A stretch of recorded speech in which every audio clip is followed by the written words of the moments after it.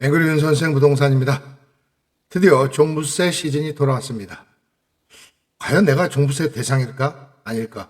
이런 고민하실 분들이 많이 계실 텐데요. 11월 말까지 부가 통지서가 가게 돼 있기 때문에 아마 나오신 분도 있고 앞으로 나올 예정인 분도 있을 것입니다. 결과적으로 말씀드리면 만약 종부세 통지서를 받으신 분들은 행복한 고민이 아닐까? 역설적으로 이렇게 말씀드려 봅니다. 자, 그러면 종부세가 나왔다면 왜, 어떻게 나왔는지, 또 만약 안 나왔으면 왜 안 나왔고 내년에는 과연 나오게 될 건지 이런 것들을 정확하게 분석해서 여러분들에게 고민을 해결해 드리도록 하겠습니다. 공식 너무 복잡합니다. 여러분의 수고를 덜어드리기 위해서 제가 계산을 별도로 했습니다. 결론부터 말씀드리면 공식 가격이 12억 이하면 종부세는 없습니다. 다만 공시가를 확인해야 되는데요. 인터넷에 들어가셔서 공시가 확인 치면 자기 아파트를 찾아가서 하는 방법이 있습니다만 약간 복잡합니다. 좀 더 쉽게 하는 방법은 네이버 부동산에 들어가셔서 나의 아파트 정보를 들어가시면 공시가가 나오게 됩니다. 물론 이 공시가는 층별 또 동별 이런 거에 따라 약간 차이가 있기 때문에 정확하지는 않습니다만 내가 12억 이하인지 이상인지 계략적인 건 알 수 있기 때문에 이 점 참고하시기 바랍니다. 자, 그러면 구간별로 한번 제가 보도록 하겠습니다. 12억이 넘는 경우에요. 13억까지는 한 5만 원 정도 됩니다. 빨리빨리 말씀드리겠습니다. 14억까지는 한 10만 원 정도, 15억까지는 15만 원 정도 되겠습니다. 16억까지는 한 20만 원 정도, 17억까지도 20만 원 정도 됩니다. 그런데 18억부터는 거꾸로 종부세가 줄어든 현상이 나타납니다. 왜 그러냐면요. 여기서부터 이제 세율 구간이라 해서 0.8% 적용하기 때문에 또 누진공제 60만 원을 빼기 때문에 세액이 낮아지는 기점이 됩니다. 7만 원 수준밖에 안 내게 됩니다. 약간 모순되는 부분이 있죠. 자, 그러면 19억까지는 얼마냐? 14만 원. 20억까지는 26만 원. 본인 집의 공시가격이 얼마인지를 아시면 이 표에 대입해 보시면 되겠습니다. 21억까지는 38만 원, 22억까지는 약 50만 원, 23억까지는 62만 원, 24억까지는 74만 원, 25억까지는 86만 원이 됩니다. 19억까지는 14만 원, 20억까지는 다시 1.2%로 되지만 26만 원, 21억까지는 38만 원, 22억까지는 50만 원, 23억까지는 62만 원, 24억까지는 74만 원, 25억까지는 약 86만 원이 나오게 됩니다. 26억까지는 5만 원, 27억까지는 15만 원, 28억까지는 25만 원, 29억부터 이제 금액이 올라가기 시작합니다. 왜 그러냐면요. 여기는 세율 구간에서 1.6%를 적용하기 때문입니다. 29억 같으면 한 190만 원, 30억 같으면 200만 원이 이제 넘기 시작합니다. 요약해 보면요. 13억에서 20억 구간은 종부세 부담이 크지 않습니다. 많아봐야 40만 원, 작으면 5만 원 수준이고요. 20억 후반부터 이제 강한 누진 효과가 나타나기 시작합니다. 좀 전에 말씀드린 29억부터는 이제 금액이 대폭 증가되게 되죠. 강남의 주요 아파트들이 아마 여기에 해당될 걸로 보입니다.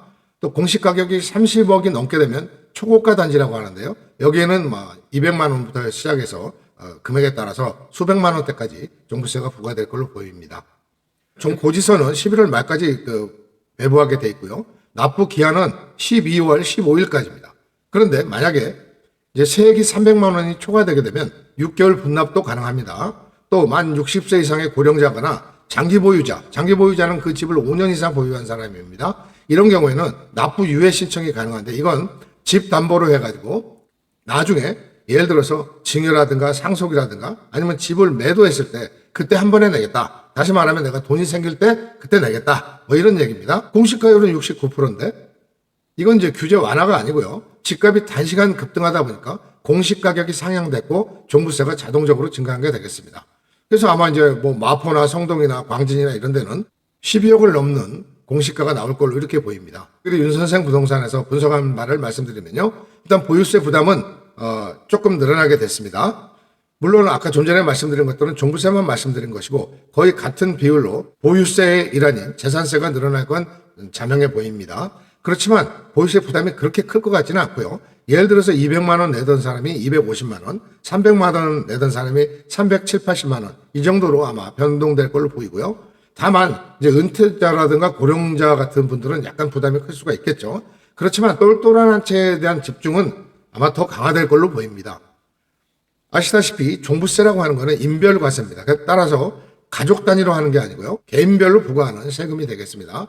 그렇기 때문에 이게 집값 상승세를 꺾을 정도의 충격은 아닐 거다. 저는 개인적으로 이렇게 분석을 하고 있습니다. 그러면 2026년에는 어떤 영향을 미칠까요? 보유세 부담이 일부 상승세에 영향을 미칠 수도 있겠습니다. 그렇지만 강남이나 핵심 지역 같은 데는 이 공급 부족 현상이 계속 지속되는 한 이런 것들이 큰 영향을 미치지 않을 것이다. 종부세를 회피해서 매물이 나올까요? 1가구 1주택인 경우에는 그런 일은 없을 거라고 보입니다. 왜냐하면요. 이 보유세의 증가가 된다고 해서 본인이 그 집을 매물을 내놓고 다른 집을 살려면 아마 전 세계적으로 우리나라 같이 취득세가 비싼 나라가 없습니다. 그 많은 취득세를 내고요. 새로운 집을 매수한다. 이미 좋은 물건을 가지신 분들이 뭐하러 그런 선택을 할까요? 그렇지 않습니다. 결국은 이런 좋은 핵심 매물은 더 잠기게 될 걸로 이렇게 저는 개인적으로 판단하고 있습니다. 이제 강북도 일부 지역에 한해서는 똘똘한 한 채 시대가 이제 왔다는 거고요. 강남 3구는 아마 세금 부담이 굉장히 늘어날 걸로 보입니다만 강남에 계신 분들이 그렇다고 해서 집을 매도할 가능성은 별로 없다. 다만 내년 1월에서 3월 사이에 약간 매물이 나올 가능성은 있습니다. 두 가지 요인이 있는데요.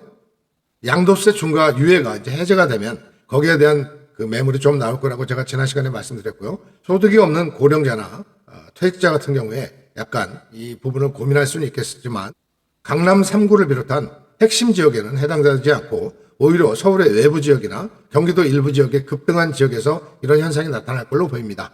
특히 분당이나 이런 재건축 물건을 가지신 분들이 이 보유세 부담 때문에 집을 팔려도 조합이 구성되어 버리면 팔 수가 없는 것이고 또 판다 하더라도 재건축을 통해서 이익이 창출될 게 보이는데 매물을 내놓을 리가 없지 않습니까?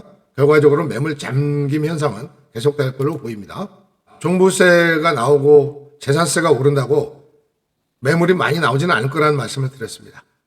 종부세 인상에 대한 매물을 노리기보다는 한시적으로 나타날 양도세 중과 해제에 따른 매물이 일단 현장에 출시된다면 여러분들이 굉장히 노려봐야 될 시점이라고 말씀드린 적이 있습니다. 일단 종부세를 부과를 받으셨거나 받으실 분들은 서울에서 상위 10%에 해당되는 집을 갖고 계신 겁니다.